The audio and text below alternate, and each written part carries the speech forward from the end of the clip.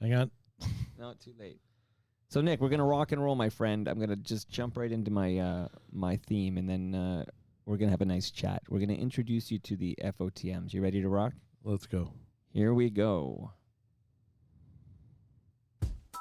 What up, Mike? Toronto. VK on the beat. Check. I'm in Toronto where you wanna get the city love. I'm from Toronto where you wanna get the city love. I'm in Toronto like we wanna get the city love. My city love me back for my city love. I'm in Toronto. Welcome to episode 1627 of Toronto Mic'd. Proudly brought to you by Great Lakes Brewery, a fiercely independent craft brewery who believes in supporting communities, good times, and brewing amazing beer. Order online for free local home delivery in the GTA. Palma Pasta. Enjoy the taste of fresh, homemade Italian pasta and entrees from Palma Pasta in Mississauga and Oakville. RecycleMyElectronics.ca.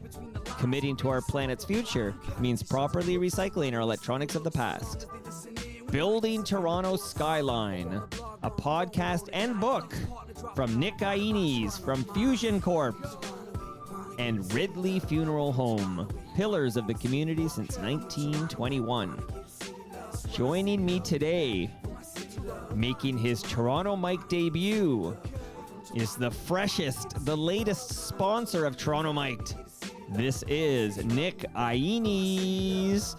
Yo, yo, yo. I'm in the house. Nick, listen, I am excited about house. this. Are you ready to make your Toronto Mic debut? I'm here. I'm already, You're early.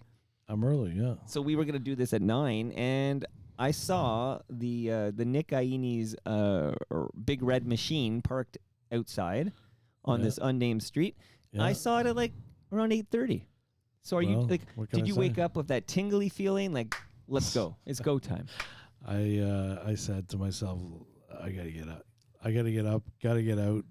I'm honored to be 1,627, which is an amazing experience. Thank on you. Toronto Mic. Thank you. But you know what? I'm very excited to be here. But I just want to say, we got to change that intro for me. So, Okay, well, look, I have my Google Doc open. What would you like it to say? So this is what I say right now. Let's hear it. Okay. Building Toronto Skyline, a podcast and book from Nick Ainis from Fusioncorp. Yeah, I think it's an emphasis on Fusioncorp. We have to say I'm building Toronto Skyline. Yeah. Sponsored by Fusioncorp. From Nick Ainis, sponsored by... Okay, I'm making the edit right now. I have a Sir Jerry Levitan. That's my next guest, and he's going to have this new intro. Sponsored by Fusion. So this is how it's going to read now. So let's hear it. Building Toronto Skyline, a podcast and book from Nick Ainis, sponsored by Fusioncorp. Yeah, Fusioncorp Construction Managers. Construction Management Inc. Construction Management Inc. That sounds okay. That sounds great. Okay, so now I'm going to do it one more time. So now they know that it's sponsored by Fusioncorp, and it's all about me, obviously, and those are two good things. Well, Nick, I want to introduce you to the FOTMs here and let them know who is this this white knight, so to speak, who stepping up to help fuel the real talk here in Toronto Mic. You did attend a TMLX event. I did. You I attended saw all your buddies out there. My buddies. They are all the weirdos. The FOTMs. You're now an FOTM. Am I allowed to say? I'm allowed to insult your audience? You can say anything you want. Yeah, if you think it's good business to insult the FOTMs, go nuts. But let me just set the table. Could be very good business. Attended TMLX 16. That was at the GLB Brew Pub at Jarvis and Queens Quay. And I did witness, you had a passionate conversation with the former bicycle mayor of the city, Lanrick. And Lanrick and you were talking about bike lanes. But what I really respected about you is you came in with one viewpoint. You listened to a bunch of reasonable people. And I felt at the end of this event that you had opened your mind to the beauty, the safety, the progressive nature of bike lanes in the city of Toronto. What say you about all this? Well, first of all, I did have a great time at the event. It was amazing. And you got a nice group of people working with you, even though I just called them weirdos. And that event was capped at 40, so we, Yeah, it was really nice. It was really nice.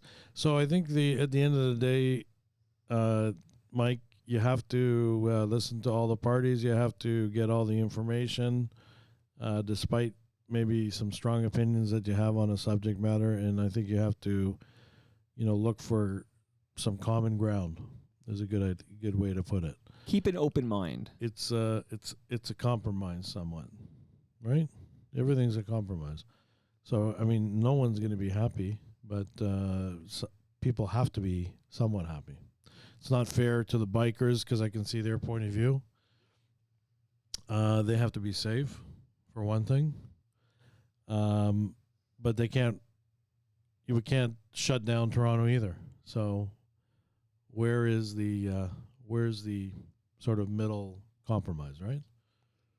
Well, I thought it was great that because I've talked to other anti-bike lane people who come in and they're kind of rigid in their stance. They're married to their position and they won't hear you out. And I just appreciate that you have an open mind and you'll have a conversation and that you are willing to move your position if you evolve in your thinking on different topics. That's why we have a great relationship, right, Mike? Because you're on one side of the spectrum and I'm on the other side of the spectrum. Right. I guess. And we meet in the middle. And we're able to have these great discussions, right? And we don't have to be right or wrong and or right or left. And we're able to hear. We don't always agree, but we can have a nice discussion about it. Whereas some people, you see people online, they're nasty and they're crazy and they're posting. Looking for a fight. People have a right to their opinions. People have a right to like what they like, and that's it. Well, look, I'm going to have one of those conversations with you today. Basically, I have some pointed questions because we have to introduce who are you? What is your expertise? And then I have some specific questions. I am holding a copy of Building Toronto Skyline. Yeah. Obviously, I have questions about that, but I have questions about Battle of the Skyscrapers because you have a new book, and I have questions about that. But just please tell the listenership who are who is this? Who am I? Who is this guy who went to a TMLX event? Now he's making his Toronto Mike debut. He's sponsoring the program. If you want to sponsor Toronto Mike, Mike at torontomike.com. I'm looking for great partners like Nick Ainis here. Who the hell are you, Nick? Well, don't talk to me like that. I'll fix it in post. No, leave it. You got to leave it in there. So who am I? So, I'm a Toronto guy. I was born and raised in Toronto. My history goes back to the early 1900s. Is that true? No, it's true. My great-grandfather came from Greece, and he was a Macedonian, where I guess there was some battles that were happening. There was an annexation by Greece. So a lot of the Macedonians left Greece. That's in northern Greece. And he came to Canada. And he was a naturalized citizen in the early 1920s. So our family comes back. We go back a few generations, and then in the 1950s, my dad came to Canada and met my mom. What high school did you attend? I went to Richview Collegiate. Hey. Richview Collegiate, very popular school.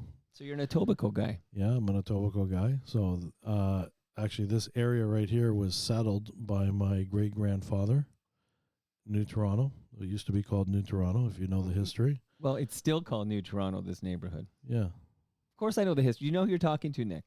Yeah, I know the history. You live here, right? Come on. I even know that the New Toronto people and the Mimico people would line up on Dwight and they'd have battles. Yeah, I'm ready to battle. Well, which side are you on? Well, obviously New Toronto. Well, the history is that New Toronto was rivaling Toronto for industry. And that goes back to the late 1800s. Like this, you're talking about Goodyear and some of these. Yes, huge, yeah. Yes, that's right. Yeah. So they were battling for the industrial heartland or the new heartland of the industry, and That's how this whole area started up.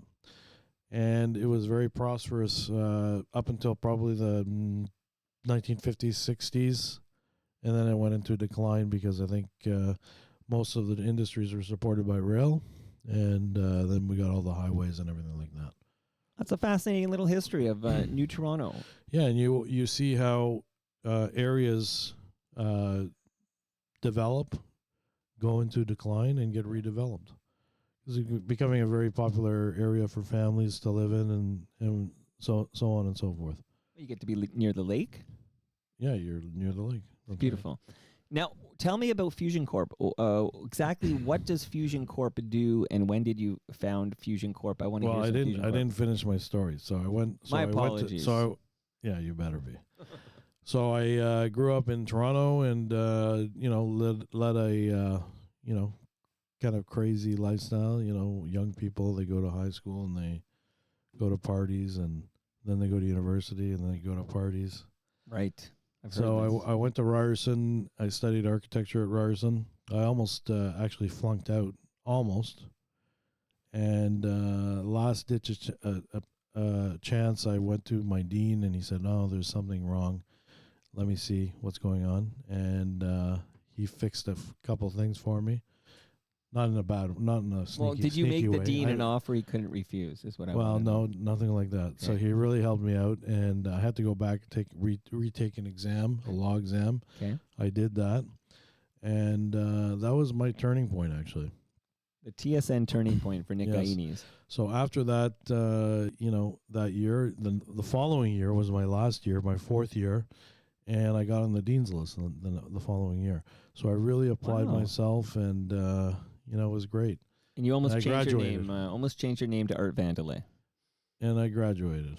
Okay, but you didn't become an architect. No. So there's a couple of streams of study in architectural science at Ryerson. You can go into project management. You can go into design. You can also go into building science. So I chose project management. I think I told you about this on the last show. There was a nemesis that I had in the university, and we were competing with each other, and he worked for a developer, so I went to work for a developer. Wow. Yeah, and by the way, last episode, I got to chime in once in a while to give a little context, but you're referring to your excellent podcast, Building Toronto's Skyline, which we'll talk more about soon, but that's what you're referring to there. Yeah, that's what I'm referring to. Yeah, so then after that, I worked basically in the construction and development community. I built condos. I started in the condo industry. My first condo was at Bay and Cumberland, or Bay Yorkville area. And it was, I haven't looked back. So I worked for a bunch of developers, and then at some point I decided to go into my own business.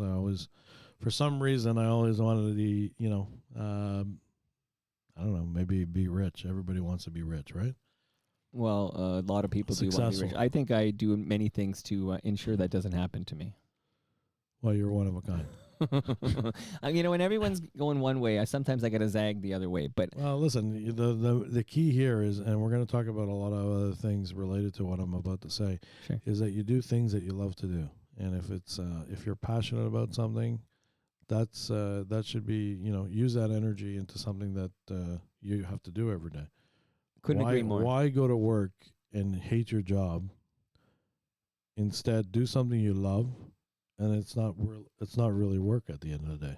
No, that's ideal. If you can do what you love and still put food on the table, still pay the rent. Go for it. Still buy that Fusioncorp condo development. Okay, so you're developing condos. Yeah, well, Fusioncorp is a construction management company. Okay. Primarily, but we do our own developments. I have some of my own development projects. Well, one I want to ask you about here, and then I have some very specific questions, especially about the current state of the condo market. But you have a excellent, a new development in Orangeville, 160 on Broadway. And you can go to 60, it's numeric 60 on Broadway.com to get all the details. And that's at Orangeville. Yep. But that's an example of a recent launch, I guess you'd call that. Yeah, it's a recent launch. It's with one of our developer partners, and we're always we're leading the way in terms of whatever needs to be done for that project, and it's quite exciting. So See, if you weren't a sponsor, I'd be looking at you like you got to turn off the bells and whistles on that laptop. But because you're a I just sponsor, I'm did. going to let it go. Well, I turned it off. Are you going to make me Orangeville, Mike, and put me in a nice new condo in Orangeville? Well, you're looking orange these days, Oh, well, wait till you. like our friend. We'll get to him too. I seriously, I was very excited Got a about million this. questions? I'm doing a little bio off the top so we know who the hell Okay. we're talking to, Right. and then I'm going to get very specific Yeah. here. So my family wasn't rich, and I wasn't rich, and at some point I just said, okay, I'm going to start my own construction company. So believe it or not, if I thought about where I was back then, it's amazing that I'm here today. But I had a dream, and that's the fun about being an entrepreneur. You have a dream, you go for it. And I respect the mess out of that, absolutely. And I love the fact that part of this dream is one day you'll get on Toronto Mic'd and we'll be having this conversation. And Well, that's that happening was right it. now. Should That's I be always been recording the this, Nick? You want me to record this? That's always been the goal. You didn't know about this, but I've been watching you for years. Private eyes are watching you, Nick Ainis. He's watching you. Okay. Not just Santa You're Claus. freaking me out, man. Listen, we play music on this show. Yeah. Again, specific questions. And one question, again, we're going to The go a other little rapid weirdos. fire and there'll be tangents along the way. But Yeah. Go ahead.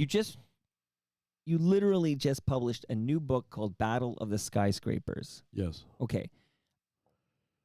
Please, I don't know why I don't know this, but CN Tower is not a skyscraper, obviously, right? No. What is the tallest skyscraper in Toronto, Ontario, Canada right now? Okay. Well, there's the one. The one is basically the super tall condo tower in Canada right now. And So where is that one exactly? That's at Yonge and Bloor. Is it finished? Both are at Yonge and Bloor. There's a one adjacent to it. It's called Pinnacle One, I believe it's called, and that's going to be taller than the one, and they're both in a battle to get completed, and that's kind of why we say Battle of the Skyscrapers, because it's a battle to the top. It's a show. What I learned is that essentially most of the skyscrapers started in New York City, Chicago. For very prominent and successful business people, wealthy individuals, and they built these skyscrapers as a competition, show of power and money and wealth, and then throughout the world, you just follow the trail. It's easy to spot where all the money is, and right now the largest towers in the world are going in the Middle East. So just follow the money, like Follow the money. Just like what Wordsworth. Who's the it's Deep Follow the Throat? money. It's Deep Throat. Follow the money. Follow the money. Okay. Now I need to know how many. So you mentioned Yonge and Bloor, but It's around. I think the tallest skyscraper and tower in Canada is going to be roughly 340 meters. so is that the one at Yonge and Bloor is going to be 340? Yes. Okay. What's happening at 1 Yonge Street, the bottom of Yonge Street by the lake, where the Toronto Star building is?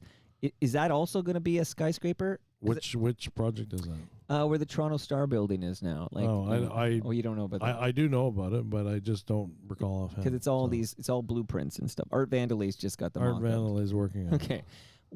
I need some frame of reference. So, and again, I'm putting you on the spot here, but you are the expert. What's the tallest building in the world right now? Skyscraper in the world?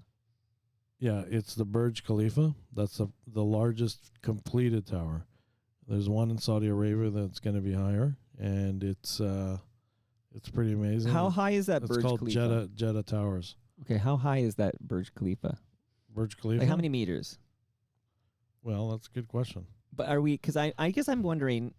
So we're finally going to have some skyscrapers here over 300 meters, and I guess that's the like the bar, right? To be a skyscraper. No, you have the terminology. You wrote the book, but what's the term when you get over 300 meters? Super tall. Super tall. Super tall Okay. skyscraper. So now we have some of these coming in, but I'm guessing that the Burj Khalifa would would make our skyscrapers here in Toronto look tiny. Yeah, so I just looked it up because Sure. I don't Go have ahead. that in my head. So Burj Khalifa is 829 meters. Wow, what how so tall look is at it? so look at that. So you think about that. So we're at 300. Yeah. They're already at 829. So I just want to say something. So Anything. it was interesting because obviously I'm going to include a chapter about Canada, even though, when I was doing my research, there wasn't really much. No one was really talking about Canada. And I guess there's a reason for that. So I went back and I noticed that we barely have any super tall skyscrapers in Canada. And it basically has something to say about possibly the way we build. It could be about our economy or where we stand in the economy.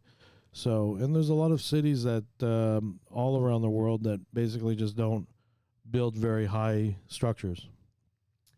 I mean, Paris is a good example. Right. Everything is pretty much low rise over there. Makes the Eiffel Tower look bigger. Yeah, well, that's what they do. I've heard that. Okay. That's how they look tough.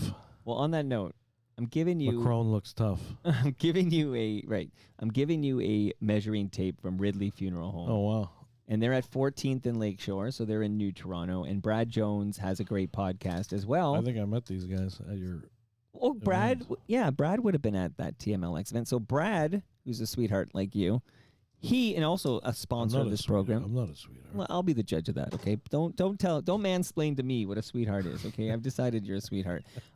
Remember, I should tell the listenership, I've known you a while now. Like we've recorded many episodes of Building Toronto Skyline. We've met at your office and we've had many conversations. So I'm telling the listenership they can trust me. Nick is a sweetheart. Okay, Yeah, I'm a sweetheart. but so is Brad Jones, and his podcast is called Life's Undertaking. So people should subscribe to Life's Undertaking when they're subscribing to Building Toronto's Skyline, and we'll talk more about that. But since I'm doing this, let me do it now. I do have fresh beer for you from Great Lakes Beer. Oh, wow. That's great. Delicious beer. We met at GLB Brew Pub that time, and I did actually meet you at the brewery. I remember now. I think the great VP of Sales came by to pick up some GLB. So I got to hang out with Great Lakes too. I might have an event there one of these days. Honestly, I'll hook you up. They're great for events, and we love Great Lakes beer here, brewed locally. Drink Ontario's beer, man. Don't go drinking the American beer. Yeah, that's why you give these giveaways. Now I get it. Well, yeah, we support local, and nothing's more local than Palma Pasta. They're in Mississauga. Yeah, I'm always also. studying things, So obviously you got sponsors, and you have to integrate them in the show. You bake them in, man. I'm not going to stop. If I stop down and I air some canned ads for 3 minutes, you know what you're going to do? You're going to fast forward 3 minutes, okay? I might go to something else. You might turn the channel. And you might be listening to Rogan. Well, I'm learning things too, right? You're learning. And Palma Pasta, Where's Palma Pasta? They're in Mississauga and Oakville. Is there It's in the freezer. I kept it in the freezer. I have it in my freezer right now. Actually, it was delivered this morning. I have a frozen lasagna for you, Nick. You're taking that home to the family. Oh my God! Your wife will love it. Yeah, we'll eat it today. Yeah, you'll love it. She doesn't have to cook. It's about Honey, time. if you're listening give out her a there, break. you don't have to cook. Nick's taking care of dinner tonight here. And I do want to tell everybody, including you, Nick, that the next TMLX event is June 26th from 6 to 9 p.m. I'm talking 2025 if you're listening in the future. And we are all going to collect, not at the GLB Brew Pub this time. That was at Jarvis and Queens Quay. We're going to collect at the brewery, which is 30 Queen Elizabeth Boulevard. It's where we met the first time, Nick. It is down the street from the Costco here in South Etobicoke. So everybody convene, collect, June 26th. Be there. Be there. Nick, will you be there? I'm going to be there. Because Palma Pasta is going to feed us. Well, that's amazing. So GLB will buy you your first beer, and then Palma Pasta will feed you. And everybody's going to have a great time. Hell of a time. Hell of a time. Okay. I want to understand. But I want to promise from you. What? You gave us one beer. I think it was a half pint. That was GLB Brew Pub, which is the half pint, because it's more expensive rent over there. At the brewery, you get a full beer. We got a full beer. Yeah. I got your promise. It's different story. I'm gonna get everybody to oust you and chase you out of your own event. I love this free event where I'm giving you free food and I'm giving you free beer. You're complaining how much free beer you're getting. Is that what I'm hearing? It's got to be a pint. Well, the brewery and the brew pub are different in what they pay for the rent, right? So Okay. GLB owns the brewery and therefore can charge less for the beer. But at Jarvis and Queens Quay, where they pay rent, it's a very, very high rent. So essentially, we get a free half pint at the GLB Brew Pub, but we get the free Yeah, pint blame at the brewery. Yeah, blame them. You understand Blame them. property values, and we're going to talk about Well, that. we're as going to be there. I'm going to be there for sure. It sounds like an exciting event. You're going to bring your wife. I'll bring my wife. How long you been married? 5 years now. All right, congrats to you. You in love? Let me look at you. Yeah. Valentine's Day is coming up. You going to do anything special? Yeah, I always do. You're going to give her some GLB. And you're going to give her a measuring tape. I was thinking sweetie. TLC. Okay. Well, you should do that every day. Why? I noticed my wife said, "Hey, let's celebrate Valentine's Day early. There's this Winterlicious going on, and you get there's a nice restaurant in Long Branch actually, and we've got a hot Valentine's Day date on Feb 12. Nice. Get in ahead of why it all. Feb 12? Something to February do with the 14th Winterlicious. is Friday. It's got to do with the Winterlicious. You get like 50% off. Is that the idea? There's a deal. You know Winterlicious, Summerlicious? Well, I'm always loving to my wife every day. She's a you lucky asked me woman. if I was in love. Yes, I'm completely in love. Didn't think it would happen to me, but it did. So, because 5 years married, did you date a long time before you got married? No, 3 months. Wow. Okay. So I'm now looking at you. You're what? You're like 35 now? 35. Yeah. Funny guy. 51. Okay. 51. I'm turning 51 in June. But I look better. You look like you're 51. But I have better hair. Well, if you want to, it's gray. I know you're into martial arts, so I got to be careful here. Yeah, Do you want to tell the people, because I don't know what these words mean, but tell the people what your specialty is in the world of martial arts.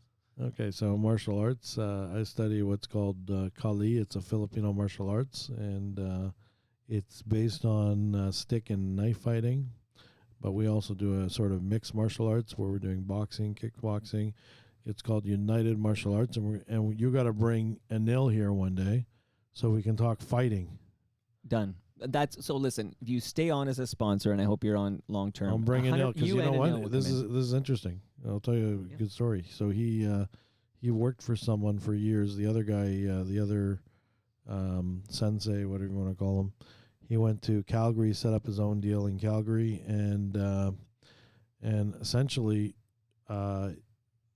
Anil bought the Ontario branch. So he's now, as of like a couple of days ago, the owner of United Martial Arts. Wow. Okay, well that's big news. So I will do this episode. That's my pledge to you. Yeah, so I do private martial arts lessons, and I love it. It's a good way to unwind, good way to just forget about the challenges of the day, the stresses of the day, and it's really great. Well, we're going to get to those stresses. I'm going to take a note not to mess with you because you could beat me up. And I think it's cool. This Filipino martial arts, I'm going to tell my wife this. She'll be impressed. She is of Filipino descent. Nice. She'll be very impressed by this. But I have numbers. So I was curious about this, and I know you looked up some numbers on Burj Khalifa, and you told me 828 or whatever. Yeah. The CN Tower, this is a fun fact for all my Toronto listeners. It's only 553 meters. I don't think I guess I thought it was taller than that. That's only a little more than half a kilometer. But, when you're looking up, it's like a different perspective. It just seems taller. So yeah, 553. So that's interesting to me that it was one of the tallest towers. So it's always this thing where, you built this skyscraper, it's the tallest building, and then it gets overtaken very quickly.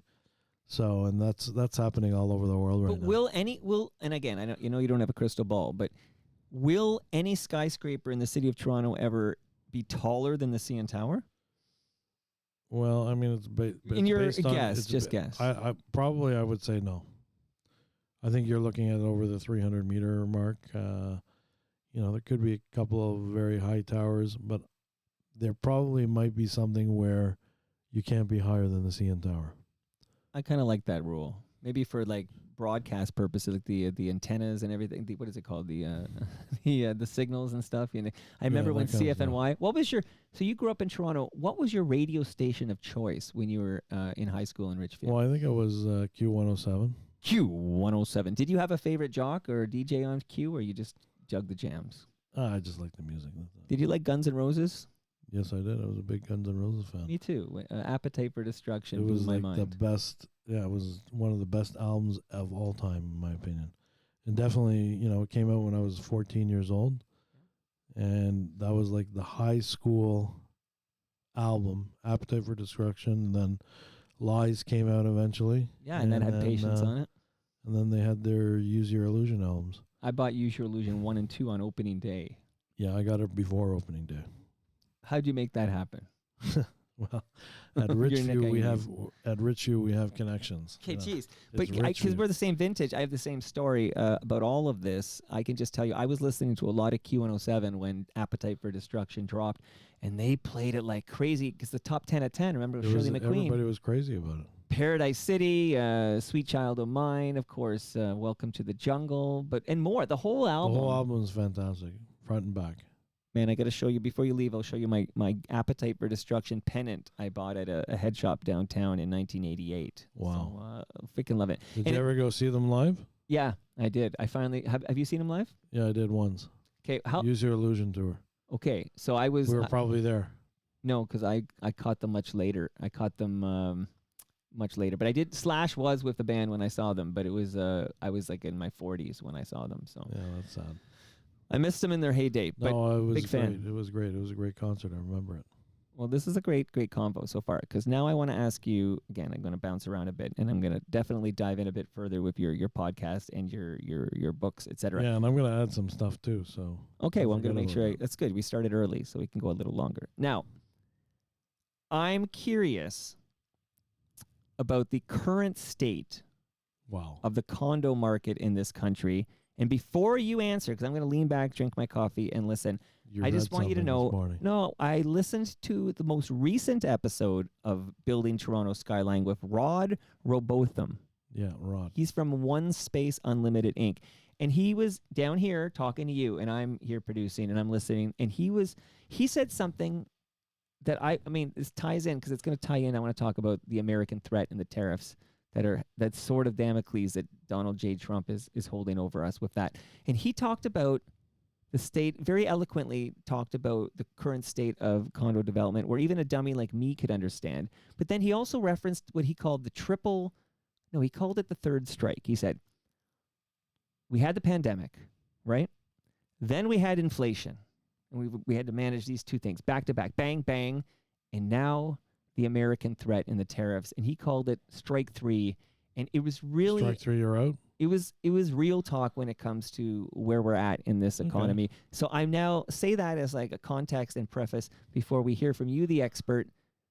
What's the current state of the condo market in this country, and maybe more specifically in the city? The condo market is essentially dead right now, almost dead. On life support. It's not good. So I think if you're buying something in Toronto, I'll tell you the situation is sort of geographically different. There's some variations here and there. So you're going to see probably there's still condo sales happening for sure. But the condo market, everything is on hold, or they're shifting to rental. A lot of the developers out there, because they have staff and they have to keep their projects going. So they made they adapted to the rental market. But the condo market is basically essentially in a big trouble right now. So we have prices have come down about 10% in the GTA on average. Mm-hmm. We have a lot of inventory units out there in the marketplace, so we're competing with retail. It's a great time to buy a resale condo. You can probably get a pretty good steal from there. And essentially not too many people are building condos there these days. The interest rates are coming down, which is good news. But it's how Canadians feel is the main thing, right? So if you're looking at people who want to buy a house or a condo right now, they're going to say, I'm on hold right now. One, I got to wait till interest rates come down. We got to wait till the market starts picking up again. So I think in terms of all those issues that we're having, plus the cost of a house these days is really, really high for most Canadians. They can't afford it. So if you have a house, you're lucky. I consider myself lucky. Me and my wife, we have a house, and and it's not a perfect house, but we love it. And on that note, I feel incredibly lucky. I feel blessed that we got in the market before it was getting nuts, to be honest, but it got nuttier. Like, I feel like I couldn't afford to get into the housing market today. Yeah, it's a challenge for a lot of Canadians. So, there's a lot of mixed feelings about the marketplace right now, and to put that into perspective, now we have this lingering threat with Donald Trump down south, and the tariffs, and that just adds more uncertainty to the market. And that was a great point that Rod was talking about. When I was in software, I was working for B2B software And companies forever. Sorry, you're in the mid-sentence there? Well, I just wanted to say, Although I was actually mid-sentence. yeah, We'll you review were. the tape, but I'm go going to ahead. interrupt because it's a very important point. Okay. So a lot of the economics or the feasibility of building condos these days, it's much more challenging. You can't sell it they don't work. The numbers don't work as much as they used to. Development charges are too high. There's a big sort of, and we had Richard Lyle here. Remember Richard Lyle? Of course. Yeah, from Rescon. So there's a big proponent out there. He's a big proponent for reducing development charges from municipalities. That's going to bring the cost of the housing down, because you can't drop the labor too much. You're not going to be able to drop labor costs because they just keep going up with inflation, right? Right. And the cost of goods and services supplied to the industry, that's not going to change too much. We had all these issues with inflation. So how is it possible that the cost of construction is going to come down? And the value of units that may be able to make it more affordable is only on the municipal side and development charges. If they come down, it'll make the numbers work better for developers. Everybody thinks developers, make so much money. They're greedy, and they all have these bad images or portrayals, and it's not true. Always when we look at a condo, we look at a pro forma for a condo, the numbers are somewhat tight sometimes, and that's what we're seeing there. So right now, it's there's some opportunities to change, to make it more economical for people to buy in Canada. However, Canadians have to feel comfortable about buying that house, and the investor market is gone right now. And was that investor market propping things up, driving up? Yeah, well, prices that was really fueling the condo market over the last 2 decades. Okay. Wow. Now, where I was going, just I think I was mid-sentence. you. Yeah. So in the software company, you have competitors, and it was the job of marketing to supply the salespeople with FUD. FUD was fear, uncertainty, and doubt. So, you're looking at them. Well, and I heard they're going to be selling to Microsoft or whatever. Throw some FUD at the competitors and everything. And that same fear, uncertainty, and doubt is what has many Torontonians and Canadians, but particularly Torontonians, if they have money for the home, they're going to keep it in the bank account, or keep it under their pillow, or maybe under their mattress. I don't know if you keep money under your mattress, but just hold on to it to see what's happening. I can't See what's going comment on. about You do? Okay, well, I don't have your address yet, so I can't go break in and check what's under that mattress there, but I'm sure there's some cash there. Maybe it's in like Tony Soprano. He had it hidden all over the place, right? Yeah, well, I don't do that. And Carmela found out Carmela took it. where it was. Yeah, could go For Carmela. her spec house. Palmapasta, the family, the Petrucci family, owns it and operates it. I was talking to Anthony yesterday. So Anthony is Tony, right? Tony. So he's Tony. His wife's name is Carmela. It's Tony and Carm. Oh my God! Isn't that perfect? Can't wait to meet them. Well, you'll meet them at. Hey, Tony, how you doing, Tony? What do you say? He'd love it if you did that. But we are having a good chat about. So I'm curious. What can we do? For example, is there a different government that we should have in place that would do something differently? I mean, that's a good, very good point. Well, first of all, there's that uncertainty in the marketplace is caused by fear, and right now people are afraid to buy anything right now. Right, fear, uncertainty, and doubt. That's right. So the only thing that can change that is the economy has to change. Now you have this problem with Donald Trump in south of the border. So can we talk about that guy We're going to get to it, but just Okay. the best thing that can happen in Canada, first of all, we need good political leadership with vision. That's what we need. You're talking federally. I'm We talking needed it. all Okay, levels of government. We have I'm sorry to say, I'm going to give you my opinion. Yeah, well, you're speaking for Nick, not It for the is- FCMs. Yeah. Our governments are a joke, okay? I just said it very strongly. They're a joke, and they're socialists. Whoa. They're not entrepreneurs. They're not business people. They waste taxpayers' money like you wouldn't believe. And I don't agree with that. That's very, very, very And are bad. you being specific to federal or provincial or both? Well, I don't like. There's some things in the Canadian, like democratic process that I don't like. One, we don't get to pick our leaders. The parties pick the leaders. The parliamentary system, right? Well, it's you not the prefer parliamentary well, that's system. the parliamentary system. I'm not saying that I prefer the American system, but they get to elect their leaders, and it's a longer. The election period is a longer election period, so you really get to participate in the vote. You can pick people. The only difference in the United States is money usually gets you that victory.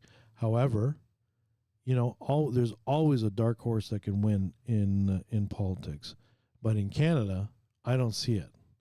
I don't see people able to. There was an Indian fellow who wanted to join or jump into leadership, liberal leadership race. They told him no. They wrote him a letter and said no.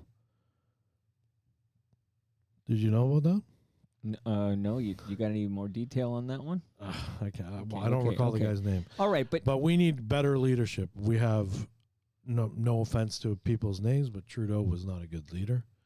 well, yeah, you're speaking for Nick, so you can say anything you Yeah, want. Trudeau wasn't a good leader. Olivia Chow, I'm not a big fan of her either. What do you think of Doug Ford? Well, I think he's got his positive points. Yeah, for sure. I would say he's a lot more pragmatic as a politician. I think he's pretty good. What do you think of Donald J. Trump as president of the United States of America? Wow, that's a very loaded question. This is the home of real talk, Nick. I can't throw you softballs because you're a paying sponsor. We got to talk here. What do you think of Donald Trump? And Well, we listen, heard, and I'm gonna maybe I'll help you out by saying Doug Ford was caught on a hot mic just this last week. saying he This was week, for Trump. saying he was happy when Ford beat Kamala Harris. I'm sorry, that's a Freudian slip. He was happy when Trump won the election here in 2024. He was happy. Now he's not happy because he's talking 51st state and putting 25% tariffs. But he was happy on election night. He was as happy as Wayne Gretzky was. He's a conservative, and I'm a conservative. It's hard to root for someone on the left because you don't agree with their policy, right? You're for business. You're for more of like a free society, laissez-faire sort of economic system. Leave it alone, without government intervention, without government regulation. So, I mean, in many respects and regards, and you know what? It's very unpopular to say if you like someone these days. You get canceled. Well, we won't cancel you, Nick, but I will say that if you were looking at wasteful spending, I would say look at add these up. Just add up Ontario Science Center, add up Ontario Place, add up ripping up bike lanes, add up I can't remember the highway, the 416 or whatever. What's that highway that's? Is that you blaming Doug Ford for that? I'm saying if you're look at what he spent to get Well, the beer in the I don't convenience know- I stores don't- 1 year earlier, right? I don't necessarily agree with most of his Wasteful policies. spending. Yeah, Wasteful I'm spending. not sure if I agree with every policy that he does, but I think he's definitely pro-business. He's pro-development. He's got he's trying new things, which is experimental, and I think some of these things work, some of them don't, but at least he's trying. I think he has something to offer. Back to Donald Trump for a moment here. So, what were your feelings about Donald Trump on November 6th? Was that the date? November 5th. What was election day? 5th? Yeah. Okay. November 5th, 2024, when he won. What were you feeling about him then? What do you feel about him now? Are you concerned as a developer? Are you concerned about these I tariff have to threats? tell the truth. Is that right? Well, I don't want you to lie to my listenership. Is it going to affect my... I'm going to cancel your check if you tell me bullshit. We're here to have a real chat. Okay. Well, if you're an aspiring construction guy and you're into real estate development, you were looking. I was into like everybody's biography. I used to, You ever watch that show A&E Biography? Of course I did. It Absolutely. was an amazing show. You watch Larry King at night, and all these great guests came on the tube, and I bought The Art of the Deal when I was in university, maybe in high school, probably university, and I've always been sort of a fan of Donald Trump. I studied his career and in real estate and Trump Towers and there's probably a lot of people like myself who wanted to get into the development community because of something like that. So in addition to that, everybody watched The Apprentice. That was a very popular show at the time. They loved it. And then he decided to get into politics. So I found Donald Trump when I saw this. For me, I think he's funny. I think he's a little bit crazy. Obviously, he's a little bit crazy. But for me, it was always entertaining. And my uncle was conservative, and I had a great relationship with my uncle, and he passed away since. I'm sorry. And we love to watch it. It's like we love the chaos. Like some people like that. I like it. Yeah, like the Joker like that in Batman, right? Some people just want to watch the world burn. Well, I don't. I wouldn't call it that, but I just found him very entertaining to watch. So I guess I'm for disruption. I'm for change. I'm not for status quo. I'm not for safety. I'm a business person. I like risk. I like the underdog. Okay, because if I don't root for the underdog, I'm not rooting for myself. So, I truly believe that there's a lot of probably major corruption all over the world, in all levels of government.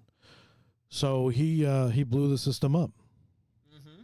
So I enjoyed it in 2016, mm-hmm. and I've been a fan of Donald Trump. Now, at the end of the day. And probably, hopefully no one's listening to this right now. But at the end of the day, obviously I don't like it when he hit Canada. So I'm prepared to fight anybody who comes after Canada because that's hitting my home. Well, I'm relieved to hear this. So I'm definitely standing up for Canada. Now, mm-hmm. This you got to get a general context here. What's he want? He wants something. So this guy, he only operates when he wants something. So he says something, like, for example, like thing with Gaza, U.S. is going to take over it. So it throws everybody in a frenzy. Mm-hmm. Everybody goes nuts. Everybody's talking about it. People all over the world saying, how dare you, blah, blah, blah, blah, blah. But he's throwing something out there, and it's a distraction, in my opinion. So he's probably got some other purpose, some other strategy for the Middle East, for Gaza or for Palestinians, and let's see what it is. Do you think maybe these outlandish things he says and does is simply a tactic to distract from the fact that he and his billionaire assistant manager Elon Musk that they're dismantling the infrastructure of the government piece by piece, and they're only less than a month into this term.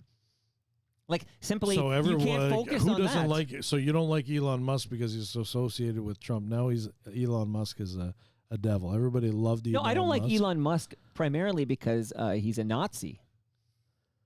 You see, these are the extreme positions. Well, I watched him give the salute twice. Okay, I don't think he's a Nazi. I don't think so. I don't believe he is. All right, so you're in favor of all things Trump until he started threatening Canada. He started threatening Canada. I'm not in favor of all things Trump. If he's right on something, I'll say I agree with it. If he's wrong on something, I'd say something else. However, in this case with the tariffs, let's talk about that. Obviously, I'm going to get upset. So I was, I said, turn the lights off. Stop the energy from coming over to Canada. I said we got to fight them. Obviously, I'm going to be pro Canada. But again, back to what my original thought was, that these are negotiation tactics. Look what happened. Like nothing happened, right? Nothing happened. But we bought a month reprieve, and then we'll find out. We all have to be because pins and needles to that's see if it that's happens what he next time. does. He says he's going to do something, and then everybody squirms. It's like because he can do it with the stroke of a pen. You can't ignore him. You know what? It's an a-hole thing to do. Yeah, you can swear on this show. It's an asshole thing to do, and he's being an asshole. So Right. he's negotiating like an asshole. Okay. Yeah. And there's lots of people like that. I don't like it. If something does that to me, it's like, you say, mother. Is that allowed to be? Well, you know what? You can say it. That word, I'd say, holy, like this guy's being an asshole. These motherfuckers are doing a nasty thing to me. So that's the way you feel when people negotiate like that. I don't do it like that. I don't agree with negotiating like that. I don't think necessarily it's the right approach. But that country, and you're back to your whole sentiment about whether they're dismantling the U.S. government. The U.S. government is in major debt, and someone's got to do something about it. So maybe there is drastic measures that need to be taken. Now let's see what happens. All I can say is let's see what happens. Last 4 years, if it's his true colors are going to come out, and if you mean they haven't come out yet, well, it depends on your point of view. Like, I mean, he did something in women's sports, for example, not allowing trans men or trans athletes to compete with women. I mean, why is that bad? Women deserve to compete with women. It's an unfair advantage in sports. So he put an end to that. Is that a bad thing? I don't think it is. Yeah, there's a lot more collateral damage with that one, though. But okay, let's stick to. So you can't say everything he does is bad. Like, you have to watch what he's doing. Like, and let's see the actions he takes. Like, okay, so there's the statements, there's this, there's that, and a lot of that stuff a lot of people don't like. I find it funny. Okay, but I'm entertained. You're in the condo. Okay, so as long as we entertain Nick, it's all good, my friend. Yeah. Now you're in the condo development industry, and we just did a whole talk about the fear, uncertainty, and doubt that has tanked this condo market right now in Toronto. And it adds uncertainty to the market. It's not good for the market. It's not good. It's not good. The threats of the tariff, huge uncertainty. Well, one thing I'm going to say is when things happen, you have to. There's always a chance to, self-reflection. So what did we learn about Canada when this happened? You always have to take something negative and say, okay, what are we learning here? One, we're too reliant with our trading partner in the U.S. Mm-hmm. So that's a bad thing. I don't think that's a good thing. You need to be, every business has to be sort of diversified. Mm-hmm. So, maybe we should look for oil markets. There was this pipeline idea that came east-west, and maybe we should be shipping oil other places in the world. If you're into that, maybe you're an environmentalist and you don't agree with that. But it showed that we are very dependent on the U.S., and that's not good for Canada. We need to stand on our own feet. And in addition to that, I also said that our military, we're very dependent on the U.S. for national defense. And I actually looked it up. I said, I'm curious. How many people are in North Korea, there's, what is it, 10 million or something like that? 2 million soldiers? I can't remember what it is. But they're one of the largest armies in the world. So is China. So is everybody else. So at the end of the day, so I looked it up. And do you know what the number is? No. 65,000 soldiers in the military in all of Canada. So what do you think of that?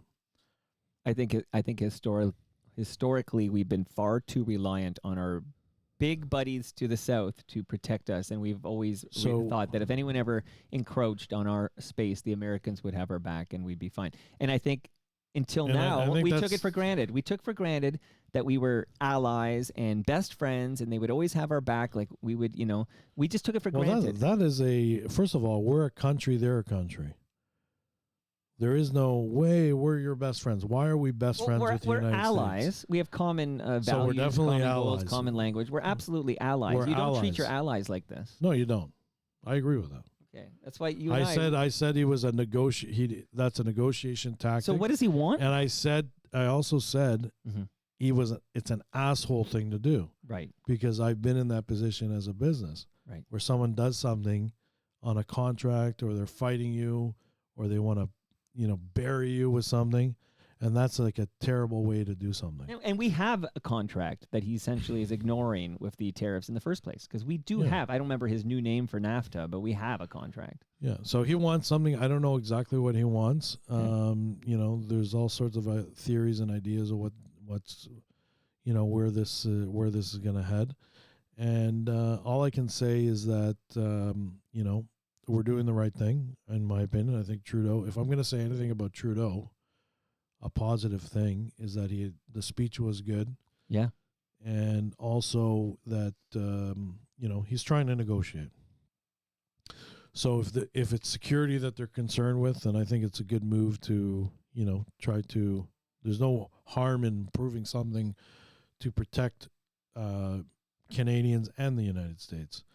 So if we want to limit people from illegally coming into Canada and going to the United States and vice versa, if we're going to fight fentanyl together, then it's not a bad thing, because people are dying from fentanyl all over. No, let me say this. Fentanyl is the worst. I've had guests on this program who have broke down crying, talking about their children who have died because of accidental fentanyl overdose. I mean, and not crying, but Ken Daniels, for example, and I mean, there's more than that actually, and it's terrible. But I don't believe for a second that there is a crisis with. I think the study showed 0.2% of fentanyl. It wasn't much. So if you compared it to Mexico, I think they were over 2 million illegal immigrants coming from the south, and we were like 200,000. And in terms of fentanyl, I don't remember what was down south, but it was only 40, 50 pounds of fentanyl from Canada. So it's unfair, definitely. It's probably not right what was done. It's definitely the way he did it was wrong too. So, there's a lot of wrongs that I would definitely say that I'm not happy about either. But, you still got to, unfortunately, when you're dealing with assholes, you still got to deal with them. Well, listen, you're not an asshole. Happy to deal with you. And I want to talk about your podcast for a moment here, because the current existing... You just ruined my career, by the way. Well, you did it. I will say this, Nick. I appreciate that you could have come on and you could have said, Toronto Mike's audience is a more progressive audience, and hearing from a sponsor who, isn't disgusted and grossed out by Donald Trump, maybe that's not like the wisest move. But you came on and you were the genuine article. Like, I absolutely respect that. We're just having a conversation. I have Bruce Dobigan coming back in the basement later this month. He's going to drop by. And Bruce is another guy who feels like you feel about Trump. And I'm going to find out how Bruce feels about Trump with these current threats. I got to say, when I hear him talk about making Canada the 51st state, I've never wanted someone else to die more in my life. Like I don't want this guy breathing the same oxygen on the same planet as me with this rhetoric about 51st state, because he's the commander-in-chief of the biggest army in the world. That's not funny.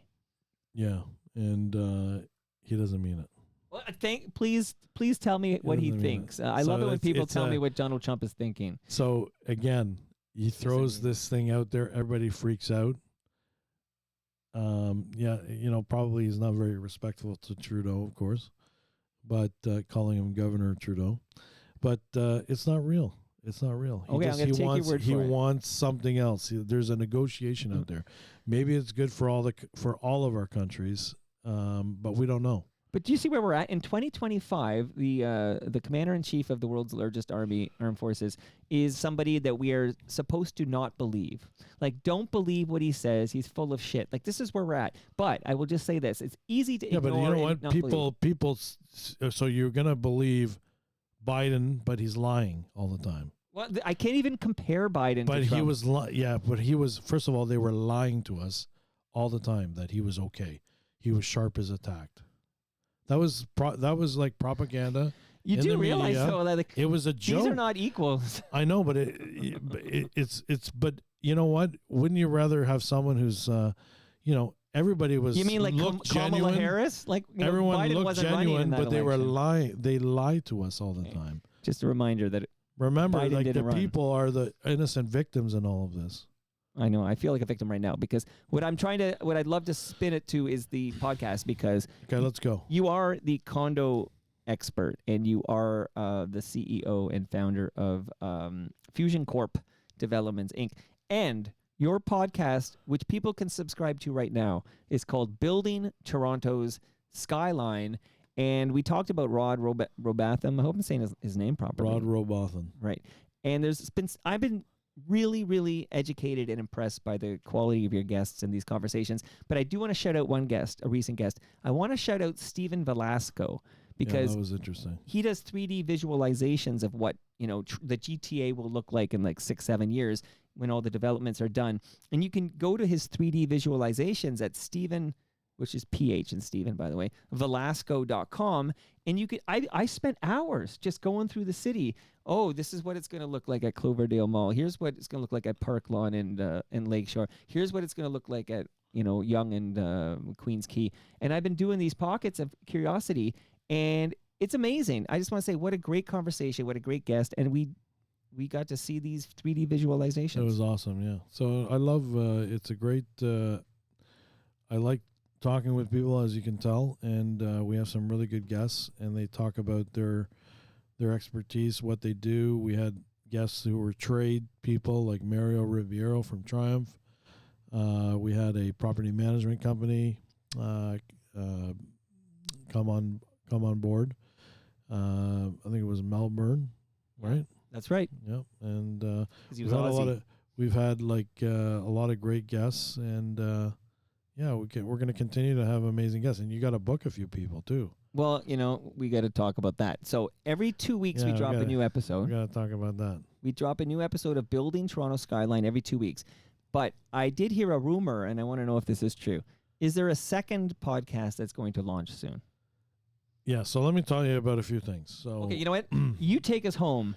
So the floor is yours. You pay for your time. I like to be, even though maybe I'm not poor, but I'm not rich, and I wouldn't say rich is a relative, I guess. Probably you might look at me and say, well, maybe he's wealthy. Well, your watch is worth the price of this home. Well, we're not going to talk about that. Okay. So so I love being entrepreneur. And I like helping people. And I love new ideas. And when I get a new idea, I always like to try to do something about that. So I usually take action. Entrepreneur, I guess I wrote when I was young, I read a book about entrepreneurism, and they define it as like action almost. It's like being a catalyst and taking action. That's what you got to do when you want to be an entrepreneur. You got to take action. Just put it on your to-do list and do it. And I learned that through martial arts. You don't get, take giant leaps and one quickly gets tired. If you take small steps, the small steps are the ones that get you to your goals. So, I told you about my trip to Miami. I went to Miami. It was a great place, really amazing place. And, that's something that I'd like to pursue, is maybe do some work in the U.S. We're looking into that. Now, even though it's unpopular. Well, I was going to say, this is the climate where everybody's trying to do less work in the U.S., and you're going to do more work in the U.S. Well, yeah. Okay, because when people are zigging, you're like me. When people are zigging, you zag. Yeah, I follow where... listen, at the end of the day, I can't do anything about Donald Trump or his tariffs. There's people in government, they have to solve those problems. And I have to, I'm going to do my part, whatever I can do as a Canadian. But at the end of the day, you have to look at your business, and the economy is not great here in Canada right now. That's not the reason why I wanted to go to the U.S.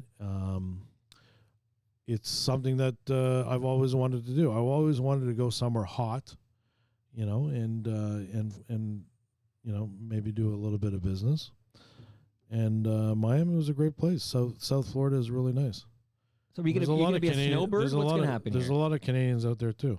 Well, I'm not going to get totally into it, but I might write a book called Building Miami Skyline. It's a great way to get introduced to the Miami community. And so that's one thing I had for Fusioncorp. We'd go down and do so. There's like all these amazing condo towers all over Miami skyline. And I said to myself, look, it would be cool to go in and fix some of these older condos, because we do that at Fusioncorp. Not only do we do new construction, but we do condominium refurbishment. So we go into the older condos. They have outdated lobbies and common spaces. And so there's tons of towers in Toronto as well as in Miami that require that.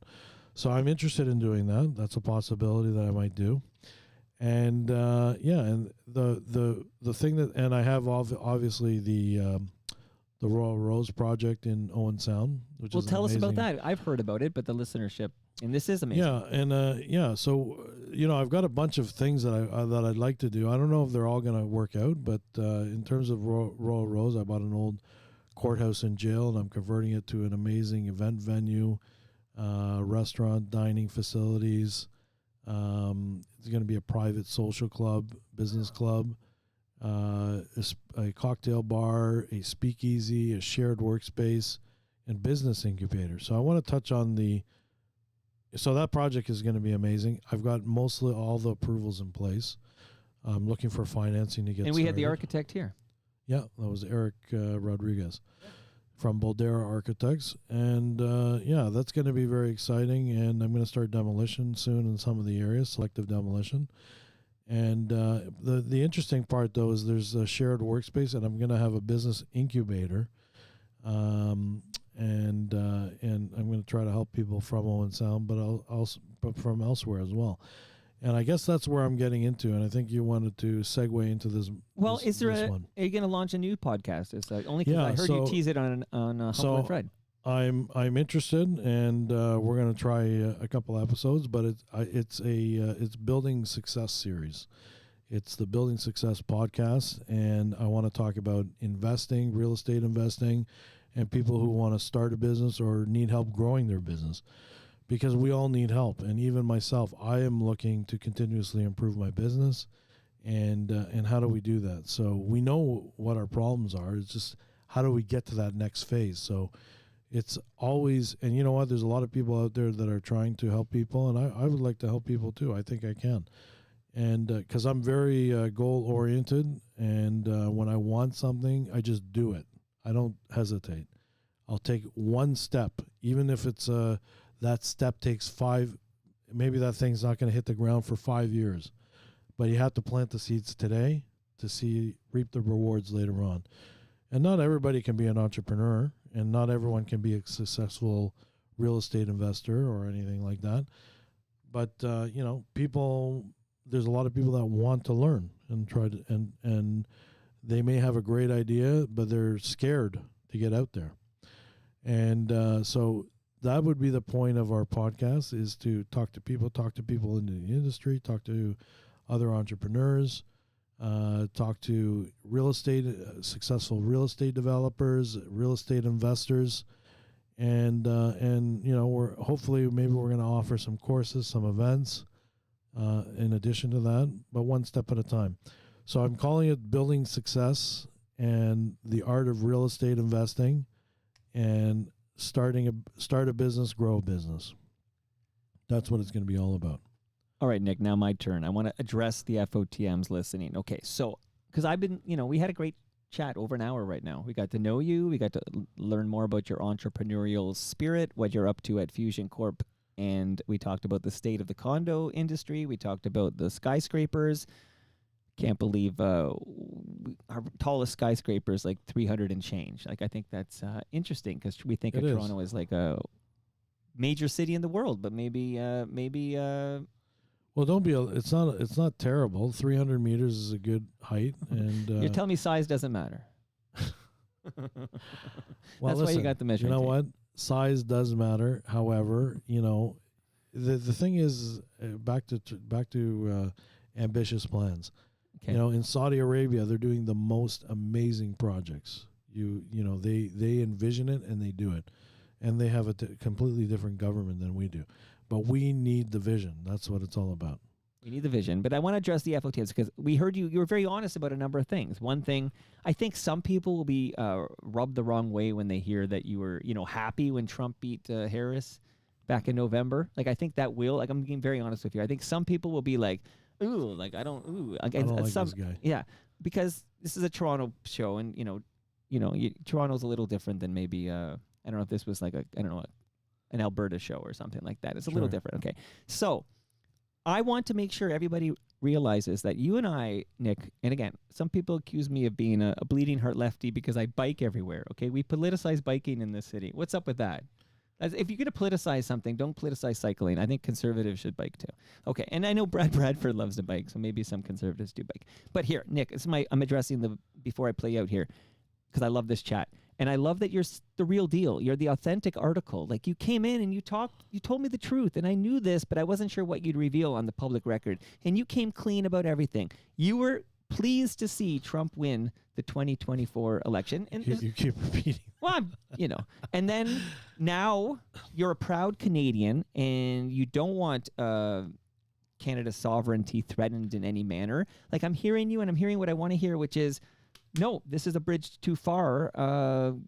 You're pro-Canada and against Trump when it comes to... Well, we have to fight for Canadians at the end of the day. And I'm going to be fighting alongside you because you got I live here. This is my home. I've lived here all my life. No one's going to mess with our economy. We don't need that right now. Love what I'm hearing there. So I just want to make sure listenership knows that I put out a episode, I think it was New Year's Eve, but basically a recap, over 1 million downloads. This is going on. And I said, hey, I'm looking to work with another partner in the first quarter of 2025 and beyond. And I just put out this plea. And then next thing you know, we're having a meeting and we're putting together a deal. You are a master negotiator. I can vouch for that.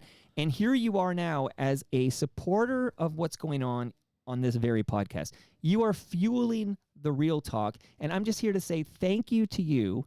And I'm glad we can have these reasonable conversations. I have similar conversations. Anthony Petrucci votes conservative, and we have long conversations about everything. And I get flack sometimes when I have over somebody who supports Pierre Poilievre, or they support Doug Ford, or maybe they even support Trump. And I'm here to have conversations. I know what I believe, but I don't know everything. And I'm open-minded like you were about bike lanes at TMLX 16. I love the conversations. I support you. I love your entrepreneurial spirit. I may not agree with you on anything, but man, am I grateful on everything. Did I say anything? I may not agree with you on everything, but I am just so pleased you stepped up with your wallet. You're keeping this going. And you, as far as I'm concerned, are a valued member of the TMU. And now you're an FOTM, Nick Ainis. Thank you. Thank you. And we're going to get our photo by the tree.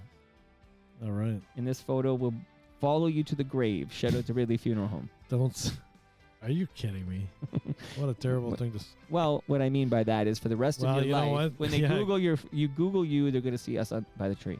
That's amazing. That's what I mean by that. Look, love it. We're the same age. You got another 50 years to go, buddy. Great. And keep it up with the martial arts. We will do that episode. And maybe... Yeah, we got to bring in Il here, and he's going to talk a lot about martial arts. And less Trump talk in that episode, right? Well, we'll see what happens. What's Humble and Fred going to say? I'm trying to keep them in the dark. I'm trying to protect you, because if Humble and Fred find out you were happy that Trump won that election, they aren't as open-minded as I am. I'll still talk to you. They might not. They might kick me off the show. They might do worse than that. You don't want to get Fred angry. I've seen him angry. I've seen him here angry. You know what? All I can say is that we love those guys, and they probably know a little bit anyways. They're catching on. Okay. And that brings us to the end of our 1,627th show. Go to torontomike.com for all your Toronto Mike needs. I'm active on Blue Sky at torontomike.com, but I'm elsewhere. You'll find me if you're looking for me. What's the best website? I know 60onbroadway.com if you're interested in this wonderful Orangeville development that Fusioncorp has. But is there a Fusioncorp website we should send people to? Yeah, of course. www.fusioncorp.ca. And you can always check out nickainis.com. Nick, AINIS.com. And there's Building Toronto Skyline. You can get that on Amazon. You can get Battle of the Skyscrapers on Amazon. I launched a little YouTube video about the Burj Khalifa. You can check that on Battle of Skyscrapers and YouTube. There's all sorts of fun things we're doing. Fun things I like to do. Much love to all who made this possible. That is Great Lakes Brewery. You got your beer. Palma Pasta, don't leave without your lasagna. RecycleMyElectronics.ca. Nick, if you have old cables in a drawer or maybe a room full of old tech and old laptops, don't throw that in the garbage. The chemicals end up in our landfill. Go to RecycleMyElectronics.ca, put in your postal code, and find out where you can drop it off to be properly recycled. Nice. Got it? Of course, you, Nick, at the end, I say building Toronto skyline. Is there another way you want to be referenced in the outro? Well, you said, it's sponsored by Fusioncorp Construction Managers, Inc. We love building buildings. We're passionate about building condos. That's our bread and butter. And we love the Toronto Mike audience today, too. That's what we want to hear. Okay. And shout out to Ridley And Funeral I'll see Home. you guys at the events. If anybody messes with me, I know martial arts. Kick your ass. And if Nick messes with you, let me know, because I'm like the Nick Whisperer. Okay, I'll talk him off. I just want to say one thing. Last Thank thing. you, Mike. Thank you, Mike. And you know what? That's what we need. More lefties like you, who you can just have a nice conversation about these things. You don't have to agree. And you can listen to other points of view at the same time. That's how we learn, everybody. See you all soon with Sir Jerry Levitan making his Toronto Mike return. See you then.